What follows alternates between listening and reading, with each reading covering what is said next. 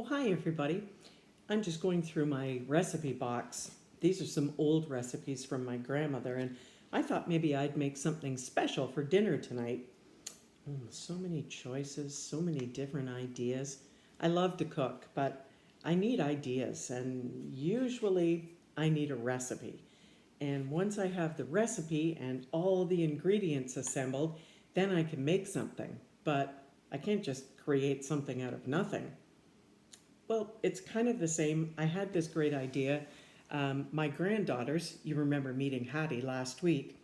Well, in addition to their play sets of doctor equipment and their doll houses and things like that, they have cars and trucks, and I thought maybe they'd like an airplane. So I picked up this kit. I'll show it to you here. But see, it's really just a bunch of pieces. Now, I guess with the instructions, I could put it together like this, and eventually it would look like an airplane. Let's see.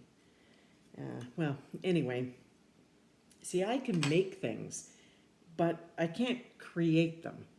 And I know that's kind of a difficult distinction, but if we think of it like this, I have all the pieces, just like I might have my recipe, and I can put them together and make something, but I didn't create it.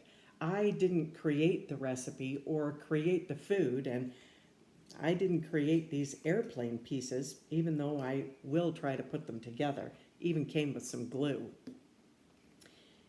But that's really the difference between us and God. Well, one of the many differences, right? But God, in fact, created everything. He created all these pieces and food and, well, let's go back to the beginning. Let's look at the very first book of the Bible. Who can tell me what it is? The book of Genesis. You're right. And right at the very beginning of Genesis, it tells us that way many years ago, there was nothing here. And God decided that He would create. Well, He didn't have a particular recipe, but that's why God is different from us. He's able to create things from nothing at all. In fact, on the very first day, He had sunlight over the world. And then He separated that with darkness. And so we had day and we had night. And that was the first day. So God created the days. Well, He knew He was onto a good thing, and He didn't stop there. We won't go through every single day right now, but you know that God created the lakes and all the things that swim and live in the water, and God created the trees and the grass and the mountains and all those spectacular things that make up our cities and towns and countries today. Why, He even went on to make people, you and me. Now that's pretty impressive because I may be able to make a model airplane, but I sure couldn't make a person. Just think about all of the intricate things that go into making you and me, right from our hair on the tip of our head to our toes and our toenails and fingernails, and then really complicated systems like our hearts and lungs and other organs, even our eyes. Think about how amazing they are. Wow, that was something else, right? And you know, I have news for you. Not only did God create you, but I want you to know God doesn't create any junk. Uh-uh. Everything God creates is amazing, just like this miraculous world that we live in and the air that we breathe.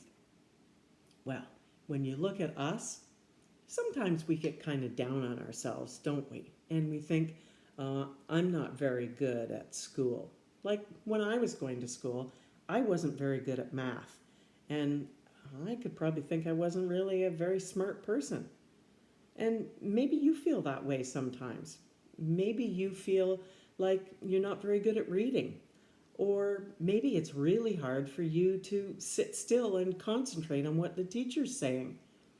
Well, all of those things and many more could get us questioning ourselves. But that's today's good news. God doesn't create any junk. He created you and you and you and you and me. And we, my friends, are miracles, absolute miracles. And God created us from nothing. He had a plan. He had a plan for this amazing world. And every day, a part of that plan comes into being. That's pretty incredible. And we know that God went on to create Jesus, who has taught us so much and left us with so many examples of the way we should live and so much good news. We're going to be talking more this month about creation. But I want you to think this week that of all the things that we're surrounded with, they all came from God. And I know there's science involved along the way, but well, God created the science and the scientists to figure it out. This was all God's great plan. And we are so lucky to be a part of it and to be in it together. I just love sharing time with you and talking about God and talking about Jesus. I want you to have those discussions this week with your moms and dads, maybe, or in your Sunday school classes, because I know you're still meeting with your teachers and your parents are there and your friends, and that's awesome. And I also know that some of you started back to school this week, and some of you are going this coming week.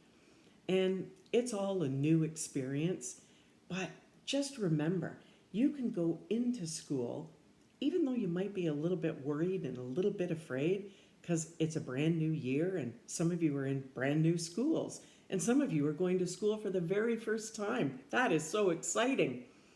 But you walk in there proudly and just know that you are a child of God and that you were created for a reason. And that reason is going to become known to you. It may not be this year, it may not be for many, many years, but just know that God created you and you are very special. You are a miracle here on earth. So remember that this week, and I'll see you next week, and we'll talk about more things that God created. Okay? Have a great week, everybody. See you soon.